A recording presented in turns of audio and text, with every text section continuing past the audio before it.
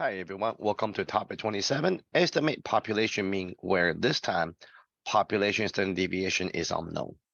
So since we do not know the population standard deviation, what we can do is use the simple standard deviation and the t-value that we learned in topic 26 to help us to construct a confidence interval. All right, so how do I construct confidence interval by hand? Everything is pretty much the same, except here, I will need to use the simple standard deviation. Instead of using the critical value of Z, I will use T values, okay? So now the margin of error here, the margin of error here is using T value in the simple standard deviation to help us, okay? Instead of Z, I'm using the T value. All right, so let's try this example. A geologist examined 22 water samples for magnesium concentration. The mean magnesium concentration for the sample data is 0.637 cubic meter cc per cubic meter. All right, with a standard deviation of 0.058, construct the 95% confidence interval for the population mean magnesium concentration. All right, so let's write this stuff out. List a point estimate, so we know the true mean of the sampling distribution is going to equal to the true population mean, and the best point estimate is the X bar, which is 0.637. All right, the sample standard deviation, right? With the standard deviation, so the mean magnesium concentration for the sample data is this. So sample standard deviation is 0.058. All right, sample size N is 22. Confidence level 0.95. And alpha, area of both tails 0.05, right? Confidence sea level is 0.95, so the area of both tails is 0.05. So let's find the critical value of T sub alpha over 2. So this time the alpha is 0.025, so the area of two tail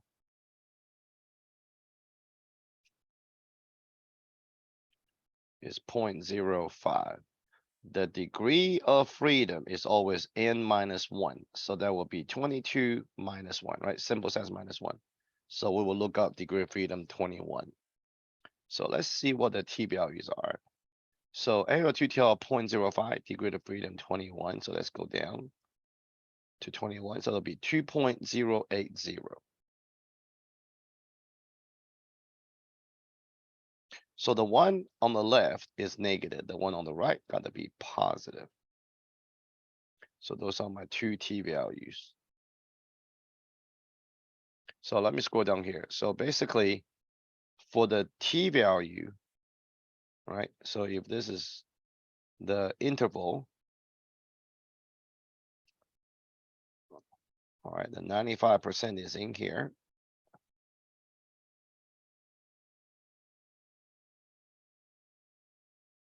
Oops, sorry. So my T value, this is negative 2.080. This is positive 2.080. All right, but we still gotta find the bound, the upper and lower bound. All right, from the correct answer number 1 and 2, write out the computation for the lower bound. So remember the formula says X bar minus T sub alpha over 2 times S over square root of N, right? So my mean was 0.637 minus T sub alpha over 2. The one on the left is 2.080, right? Negative times the standard deviation 0.058 divided by square root of 22. So for the upper bound, I use a positive 2.018. So 0.637 plus 2.080 times 0.058 divided by square root of 22. All right, so let's see what my lower bound is.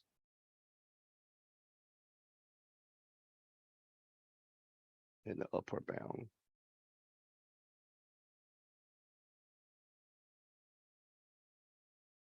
All right, 0.637 minus 2.080 times 0.058 divided by square roots. 22, close parenthesis for the square root, close parenthesis for the entire denominator. 3 decimal place. So it'll be 0.611. Right, cc per cubic meter. All right, upper bound. So for upper bound, I'm just gonna do second entry, and that bring me back to that print what I just typed. Change the minus sign to a plus sign. My upper bound 0.663. So I know that the true mean magnesium concentration will be between 0.611 to 0.663.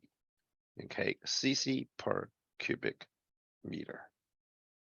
All right, so very much it's like, what we learned back in topic 25, except I'm using a different value, using a t value and using simple standard deviation.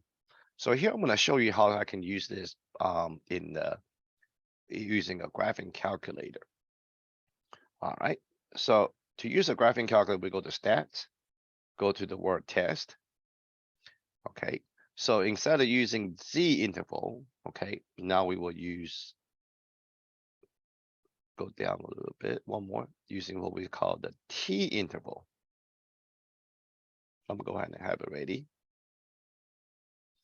All right, so highlight stats and enter this information, okay, and we press calculate. So let's write this stuff out, okay. A student records a repair cost of 6 randomly selected stereos, a simple mean of $65.62 and standard deviation of 24.23 are subsequently computed. So this standard deviation got to be the simple standard deviation. So my point estimate again is going to be my simple mean 65.62. Standard deviation, simple standard deviation 24.23. All right. Construct a 90% confidence interval. My sample size is only 6. My C level 0.9. All right, so let's see. What's my lower bound and upper bound?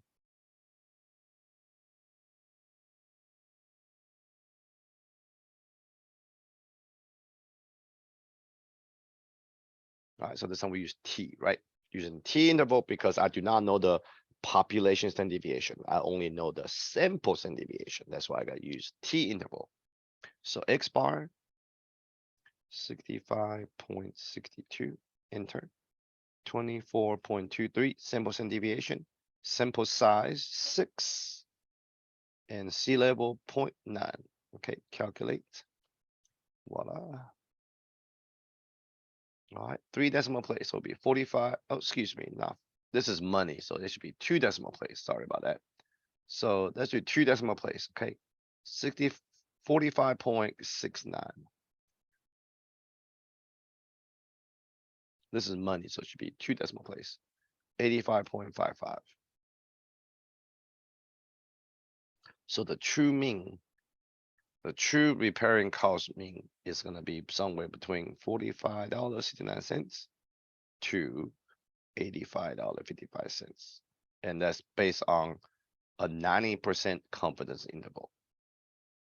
All right. Now, what's also interesting here is if I go back to T interval, okay, I can also use data, right? So if I go to data, it says list L1 frequency 1 at a time. So that means I need to enter these data into the graphing calculator, ahead of time. So I'm gonna show you how to do this. So this is a certain test preparation course is designed to help students improve their score on ACT exam. A mock exam is given at the beginning and the end of the course and determine the effectiveness of the course. The following data is the net change of 6 students' scores on the exam after completing the course. So here are my data. These are the net change. I want to construct a 90%. So I want you to, I want to show you how we can use a graphing calculator to compute the simple mean, which is our best point estimate. And number two here is to find the simple standard deviation. Okay, I'm gonna find both of these before I will key it in. So let's go to data. On the number one, edit, and let's type in these. What's that? 1, 14, 16, 14, 14, and 3.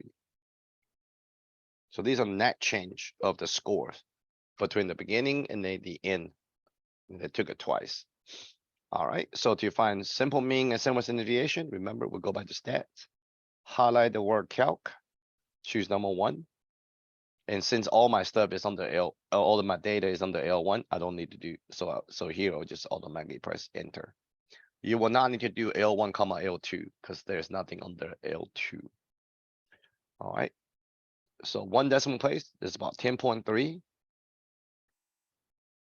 Simple standard deviation, that'll be 6.5. Okay. So let's key in the necessary. So now I'm gonna go back to stat, highlight the word test, choose T interval, and I'm gonna highlight the word data. This is under L1, right? Frequency was 1 at a time, right? Because I entered number 1 at a time. So if you don't have this list L1, make sure you press second L1. Okay. Frequency gotta be 1 at a time. Sea level is 90%. Calculate. Voila. Okay. So 1 decimal place. So my lower bound about 5.0.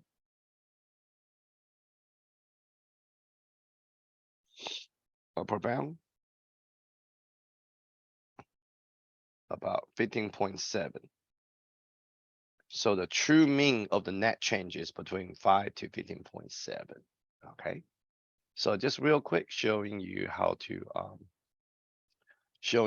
we can use the T value, and we can use the simple standard deviation to help us to estimate the population mean, where population standard deviation is unknown. So the homework is pretty much the same thing as what we just did. On the homework, I do want you to enter. On homework, there is a question similar to this last one. So I do want you to enter the data value under L1, okay? And see if we can find the true, see if we can estimate the true mean of the plasma TB. That's the same data that we used back at the beginning of the course. All right. So thank you so much for watching.